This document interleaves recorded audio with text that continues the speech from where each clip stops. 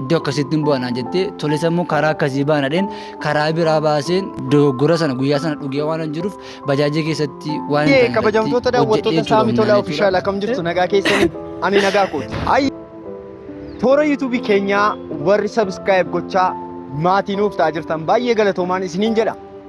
Egaa ammas wantoota reakshinii hojjetaman jettanii yaaddan hundumaa keessaan naquu namaati warri barbaadanii reakshinii akkasiin hojjetamu naquu namaa jechuu barbaada. Keessumaa faarfannaa barumsa garaagaraa keessumaa garaagaraa affeeruudhaan yuutuubii keenya reakshin gochuun itti fufa jechuudha. Egaa warri maatii nuun taane maatii nuu ta'a isiniin jedha baay'ee galatoomaa.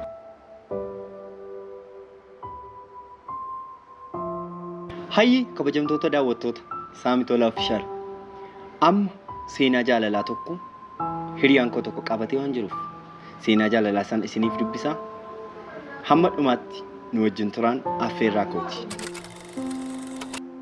Tole Saamii Tolaa Ofishaalii irratti naaf fedhuu keessanii fi guddaan isin galateeffadhachuun barbaada. Seenaa jaalalaa baay'ee nama gaddisiisuun qaba. Seenaa jaalalaa an qabu kan namaa irraan adda jechuudha. Seenaa jaalalaa kana ammoo namatti akka isin dhaggeeffattanii na hubattanii akkasumallee warri illee seenaan koo garaa keessan cabsu yoo jiraate immoo akka isin deeggartaniifidha. Na daawwadhachuun barbaada. Jalqabuma kaasee gaafan seenaa jaalalaa koo jalqabu ani mucaa bareedduu tokko Hawwii kan jedhamtu tokko wajjin wal jaaladheen ture. Hawwii wajjin erga wal jaalanne waggaa 5 ol dabarseen jira. Waggaa 5 ol wajjin jiraanne garuu dhumarratti gargar baane. Sababiin nuti gargar baaneef immoo sababa baay'ee isin nama gaddisiisudha.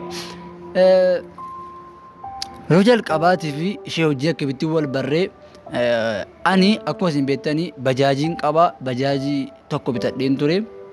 Sambola bajaajii tuun ofaaruun biyya daandii dhaabbatti bajaajiidhaan deemeen dhaqeen bira darbuuf gaafan jiru harkanatti qabdee arga gaafa isheetti qabdu nan fuudhan ishee bajaajii keessa gashadhe jechuudha. Bajaajii keessa gaafa gashadhu dogoggora tokkoon hojjedhe jechutti saaba nuti ol fuuneef jechuudha. Dogoggorri hojjedhe yoo jiraate bajaajiidhaan fuudhee utuun deemaa jiruun nama rartiin talattiin bareedduu tokkodha natti tolte hawwiin jechuudha. Saamboodaan maqaa kee eenyu jennaan hawwinaan jettee achuma keessatti hawwii eessatti deemta reennaan iddoo akkasitti hin bu'anaan jettee tole sammuu karaa akkasii baanadheen karaa biraa baaseen dogoggora sana guyyaa sana dhugee waan hin jiruuf bajaajii keessatti waan hin taane irratti hojjedhee jechuudha humnaan jechuudha. Gaafa wajjin hojjedhu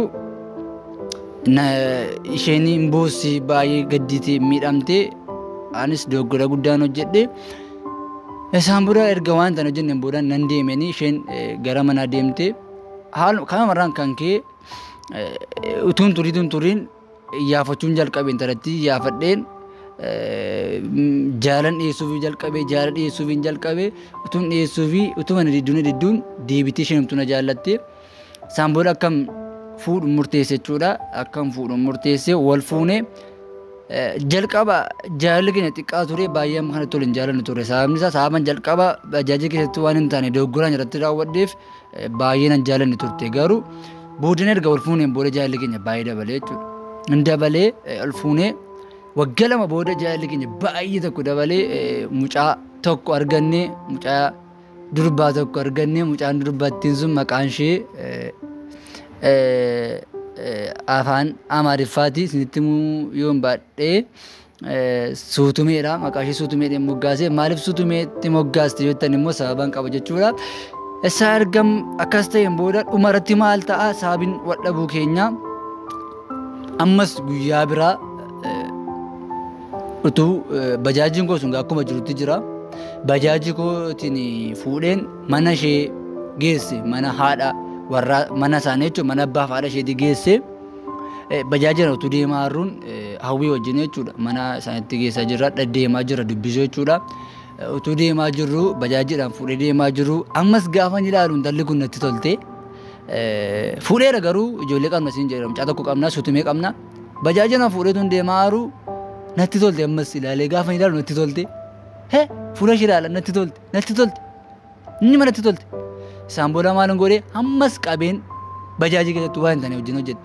Bajaajii keessatti akkas waan qabadhee erga wal qabadheen booda gaafan qabadhee ammas akkasa jalqabaatti jechuu fedhu na reebdee na tumtee na rukuttee anis ammoo hin danda'u keessan buuse yeey na daffarte guyyaa sana na daffarte jechuudha.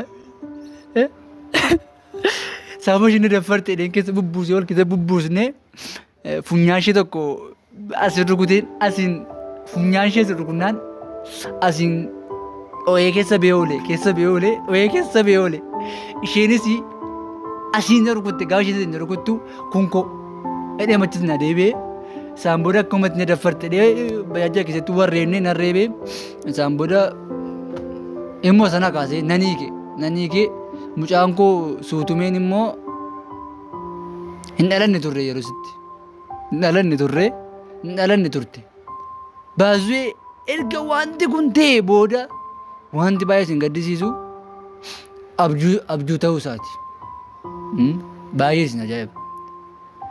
Hirriba keessaan dammaqee suutumeen hin jirtu hawwiin hin jirtu abjuu keessaan dammaqee sin ajaa'ilaan koo kana fakkaata jechuudha warri na hubattanii abjuudhaan wal baxaaphanne malee haadha manaa kootti qus jedhee quba kootti hin buusan. Gooftaan hin jaallatu haadha manaa ofitti nama bu'u. Kanaafuu abjuu ture jechuudha waan na dabateef galatoomaa Saamii Tolaa Ofishaalii waan na affeerteef galatoomaa jechuun barbaada galatoomaa.